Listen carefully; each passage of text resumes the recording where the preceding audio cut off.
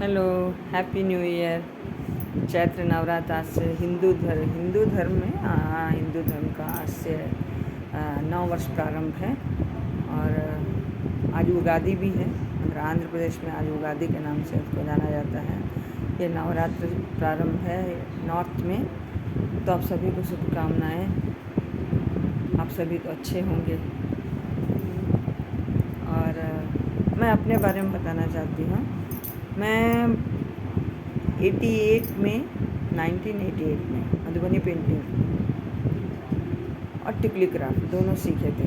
तो मैं टिकली क्राफ्ट में हमको ज़्यादा महारत हासिल था और टिकली क्राफ्ट में ही हमको स्टेट अवार्ड भी मिला था वो।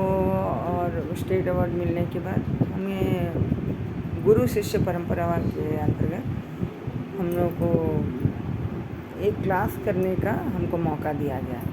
उसमें 10 ट्रेनीज लोग रहते थे। वो हमको उन लोगों को सिखाना पड़ता था। पैसा गवर्नमेंट ही देती थी। तो वो क्लासेस मैंने की। वहाँ पर मैंने टिकली क्राफ्ट सब लोग को सिखाया। उसके बाद धीरे घर में ही क्लासेस शुरू करने लगी। बहुत सारे लोग आने लगे टिकली क्राफ्ट, क्योंकि टिकली क्राफ्ट बोलने से आज तक भी मधुबनी पेंटिंग फेमस है। टिकली क्राफ्ट बहुत कम लोगों को मालूम है टिकली क्राफ्ट क्या होता है। तो टिकली क्राफ्ट के बारे में कुछ बताना चाहेंगे। टिकली क्राफ्ट पहले ग्रामीण एरिया में, आउटर में लोग मिट्टी का घर बनाते थे। तो मिट्टी के घर को वो लोग गोबर से पूरा लिपते थे। तो उससे क्या हो रहा है कि ऐसे साधारण बना करके वो सादा घर लगता था। तो गांव की औरतें उसमें कुछ कलाकृति के बनाती थी। तो वो टिकली क्राफ्ट वो कलाकृति को एक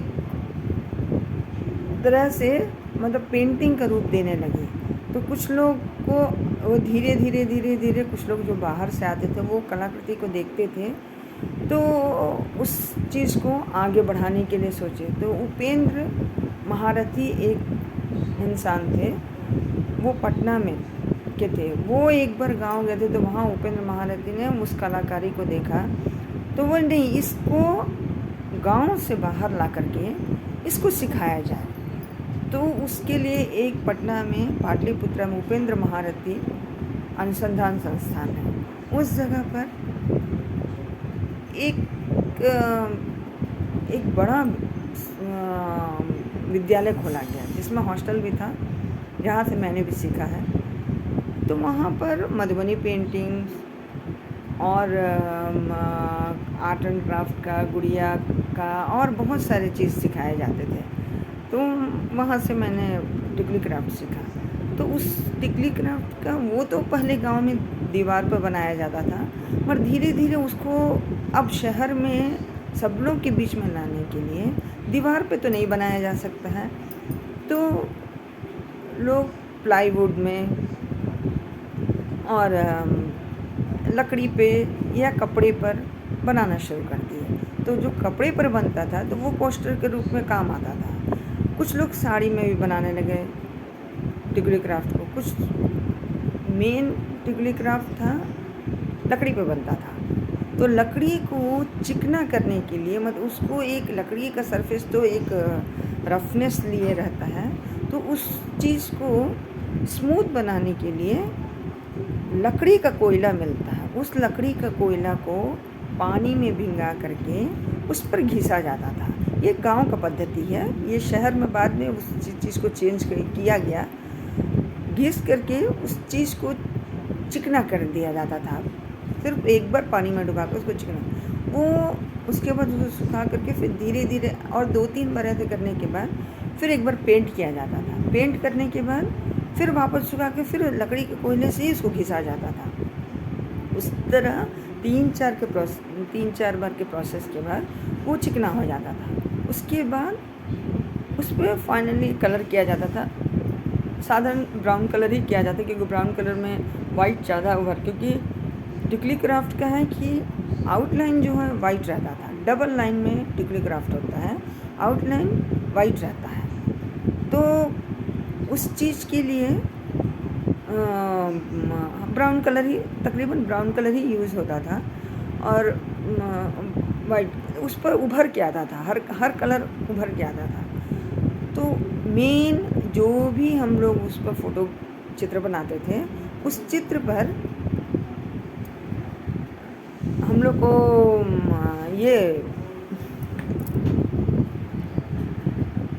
उस चित्र पर हम लोग को वाइट कलर डाल करके उसका फाइनली सब किया जाता था।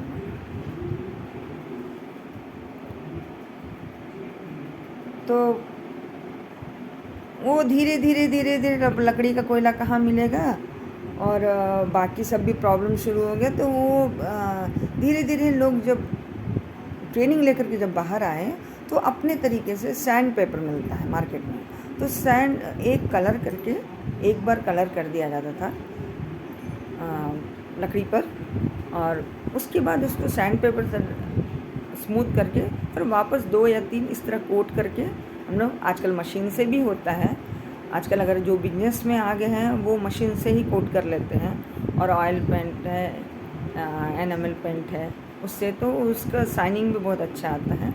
तो वो सब करके उसके बाद हम लोग उसको कार्बन पेपर से उसमें स्केच कर लेते थे, कार्बन पेपर में रख करके, या नहीं तो किसी का हाथ बहुत अगर अच्छे तरीके से ड्राइंग बनाना जानता है तो ड्राइंग को ऐसे ही उस पर उकेर देता था। उसके बाद धीरे उस पर पूरा वाइट डाल करके, उसके बाद साइड में वाइट छोड़ करके डबल लाइन करके, उसके बाद धीरे धीरे अपने मनपसंद के डार्क कलर से, अधिकांश डार्क कलर ही होता था। तो गांव में तो पलाश के फूल हुआ, और कुछ पत्थर होते हैं, कुछ ईंटा होता है, उस कलर को वो लोग कलर बना करके बनाते थे।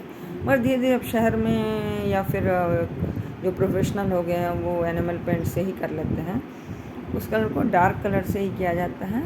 और टिकुली क्राफ्ट में चेहरे का शेप बहुत ज़्यादा, मधुबनी पेंटिंग में चेहरे का शेप बहुत ज़्यादा नहीं रहता, क्योंकि गांव की औरत लोग बनाती थी, तो वो उसके अपने दिमाग में जो रहता था वही बनाती थी वो, तो इसीलिए। पर धीरे धीरे लोग उस धीरे धीरे जो प्रोफेशनल जो हो गए वो धीरे धीरे उस चेहरे के शेप को थोड़ा सा अच्छा बनाने लगे। तो उसमें बहुत तरह का है कि आपका